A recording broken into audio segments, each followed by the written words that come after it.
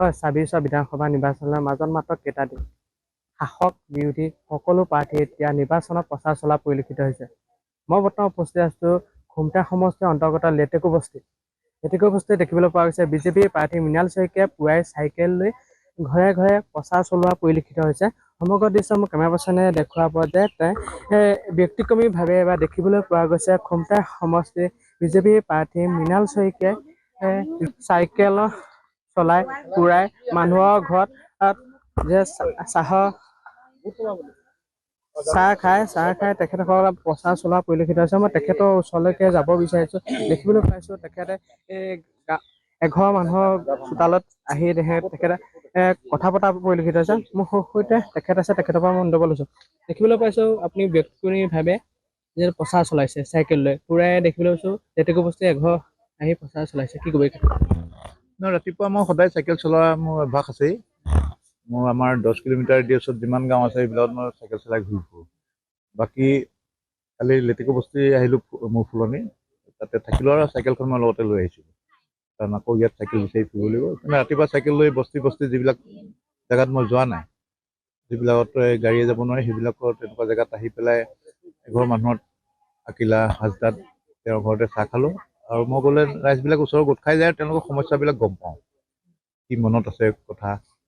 যিহেতু আপুনি গোটেই খুমটা সমষ্টি ঘূৰি আছে, কি দেখিছে আপুনি, কি ক'ব? মই যিমান পাৰোঁ গৈছোঁ মানুহৰ লগত সম্পৰ্কটো কৰিছোঁ। সকলোৱে বিচাৰে নিৰ্বাচনৰ আগত এবাৰ বিধায়ক প্ৰাৰ্থীজনক লগ পাবলৈ, সেইকাৰণে মই ঘূৰিছোঁৱে। মই যে মোক ভোট দিয়ক বা মই আমুক কৰিলোঁ তামুক কৰিলোঁ সেইবিলাক ক'বলৈ মই খুব নিজৰ জহ মাৰি থাকিবলৈ মই বেয়া পাওঁ। আকৌ অন্যক গালি পাৰিবলৈও মই খুব বেয়া পাওঁ, সেইকাৰণে এনেকৈ ঘূৰি আছোঁ। আৰু এটা কথা দেখিবলৈ পাইছোঁ, আপুনি যি সভা সমিতি য'ত গৈছে ত'ত দেখিবলৈ পাইছোঁ আপুনি বিহু খাবলৈ নিমন্ত্ৰণ জনাই আহিছে। মই বহাগ বিহুটো খুব ডাঙৰকৈ পাতোঁ, আগৰ পৰাই মই বিধায়ক হোৱাৰ আগৰ পৰাই। আৰু যোৱা বছৰ পাতিব নোৱাৰিলে যে মোৰ মাৰ মৃত্যু হ'ল, সেইকাৰণে দিনমান হৈছিলে, সেইকাৰণে পতাটো নহ'ল। সেইকাৰণে এইবাৰ আকৌ মানুহে হৈ পাৰে যে যোৱাবাৰ নাই হোৱা, এইবাৰ নহয় কিজানি, সেইকাৰণে সকলোকে নিমন্ত্ৰণ দি আহিছোঁ মোৰ ঘৰলৈ আহিবলৈ।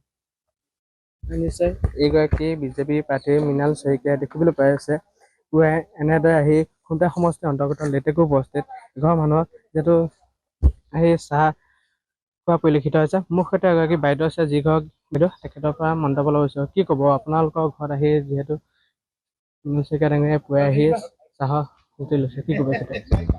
ভাল পাইছোঁ। যোৱাকালি ছাৰ মোক ফোন কৰিলে যে হাঁচদা মই তোমালোকৰ ঘৰত যাম, ৰাতিপুৱা মই চাহ খাম তাতে, আৰু তুমি মানুহ কেইজনমানক মানে ভোটাৰো যিখিনি তেওঁবিলাকক গোটাবা, মই তেওঁলোকৰ লগত মত বিনিময় কৰিম। আৰু ছাৰক মই অতি ভাল পাওঁ। আৰু আজি মোৰ ঘৰত অহা 3বাৰ হ'ল। এদিন ভাত খাইছে আৰু এদিন মোৰ ভোট জিকাৰ পাছত মোক খবৰ ল'বলৈ আহিছে, আৰু আজি চাহ খাব আহিছে। আজি ছাৰে মই নুঠাৰ আগতে চাইকেল মাৰি আমাৰ ঘৰত আহি পাই গৈছে।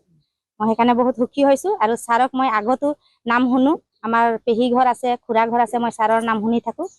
আমি ভাবোঁ যে আমি ছাৰক কেতিয়া পাম, কিন্তু আমি এতিয়া পাইছোঁ, বহুত সুখী। আৰু এতিয়া ছাৰক আমি এইটোৱে ভাবিছোঁ যি আগন্তুক 9 তাৰিখ আহি আছে, সেই ভোটত যেন আমি আমাৰ ৱাৰ্ডৰ পৰা বা নাম্বৰ মণ্ডলৰ পৰা বা মৰঙী মানে মণ্ডলৰ পৰা আমি বিপুল ভোটত ছাৰক জয়যুক্ত কৰাব পাৰিম, তাৰ প্ৰচেষ্টা আমি চলাই আছোঁ। ডোৰ টু ডোৰ গৈছোঁ আৰু ৰাইজক বুজাইছোঁ। আৰু ৰাইজক এইটোৱে বুজাইছোঁ যাতে ছাৰৰ যি নীতি আদৰ্শ, যি কাম, আজি আমি ভোট নিদিয়াকে আজি আমাৰ ৰাস্তা পদূলি, আজি যি আমাৰ গাঁওখনৰ উন্নতি কৰি দিছে, তাৰ কাৰণে আমি বহুত সুখী হৈছোঁ। সেইকাৰণে আমি ছাৰক বিচাৰোঁ, আৰু ছাৰক আমি সদায় আমাৰ কাষত ৰাখিব বিচাৰোঁ। আৰু ছাৰক আমি যাতে এই যি নিৰ্বাচন আহি আছে, সেই নিৰ্বাচনত বিপুল ভোটত জয়যুক্ত কৰাব বিচাৰোঁ। হয়, নিশ্চয় ক'বলৈ এইগৰাকী যি বিজেপি প্ৰাৰ্থী খুমটা সমষ্টিৰ মৃণাল শইকীয়া দেখিবলৈ পোৱা গৈছে পুৱাই আহি লেটেকু বস্তিত ঘৰৰ মানুহৰ যিহেতু চাহ খাই তেখেতৰ মনৰ ভাৱ আৰু গাঁৱৰ আলাপ আলোচনা কৰা পৰিলক্ষিত হৈছে। যিহেতু সমাগত বিধানসভা নিৰ্বাচন, তাক লৈ এনেদৰে এতিয়া দেখিবলৈ পোৱা গৈছে বিজেপি প্ৰাৰ্থী মৃণাল শইকীয়াই প্ৰচাৰ চলোৱা পৰিলক্ষিত হৈছে।